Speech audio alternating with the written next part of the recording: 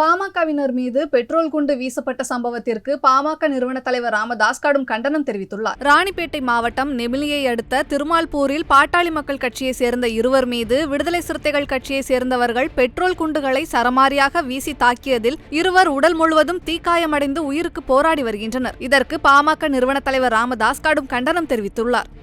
இதுகுறித்து அவர் வெளியிட்டிருக்கும் அறிக்கையில், பாட்டாளி மக்கள் கட்சியினர் மீதான இந்த கொடிய தாக்குதலுக்கு விடுதலை சிறுத்தைகள் கட்சியினரின் சாதி வெறியும் கட்டுப்படுத்தப்படாத கஞ்சா புழக்கமும் தான் காரணம் எனவும், விடுதலை சிறுத்தைகள் கட்சியினர் சாதி அடிப்படையில் வன்முறையில் ஈடுபடுவதும் தாக்குதல் நடத்துவதும் இது முதல் முறையல்ல எனவும் கூறியுள்ளார். மேலும் சில ஆண்டுகள் கட்டுக்குள் இருந்த அவர்களின் அட்டகாசம் இப்போது மீண்டும் தலை தூக்கி இருப்பதாகவும், இதற்கெல்லாம் காரணம் அப்பகுதியில் அதிகரித்துள்ள கஞ்சா புழக்கம்தான் என தெரிவித்துள்ளார். கஞ்சா வணிகத்தை கட்டுப்படுத்தும்படி பாட்டாளி மக்கள் கட்சி தொடர்ந்து வலியுறுத்தியும் போராட்டம் நடத்தியும் கஞ்சா வணிகம் இன்று வரை கட்டுப்படுத்தப்படாமல் தொடர்ந்து வருவதாகவும் குற்றம் சாட்டியுள்ளார். பாமகவினர் மீது பெட்ரோல் குண்டு வீசிய விவகாரத்தில் இருவரை மட்டுமே போலீசார் கைது செய்துள்ளதாகவும், மீதம் இருப்பவர்களை பாதுகாக்க போலீசார் முயற்சிப்பதாகவும் தெரிவித்துள்ளார். மேலும் பாமகவினர் மீது பெட்ரோல் குண்டு வீசி கொலைவெறி தாக்குதல் நடத்திய விடுதலை சிறுத்தைகள் கட்சியை சேர்ந்த 6 பேரையும் காவல்துறையினர் உடனடியாக கைது செய்ய வேண்டும் என கூறிய ராமதாஸ், இனிவரும் காலங்களில் இத்தகைய தாக்குதல்கள் நடக்காத வகையில் சாதிவெறி சக்திகள் கட்டுப்படுத்துவதற்கும்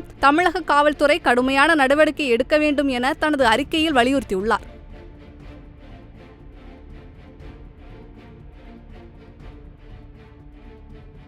செய்திகளை உள்ளது உள்ளபடி தெரிந்து கொள்ள ரெஃப்ளெக்ட் நியூஸை சப்ஸ்கிரைப் பண்ணுங்க.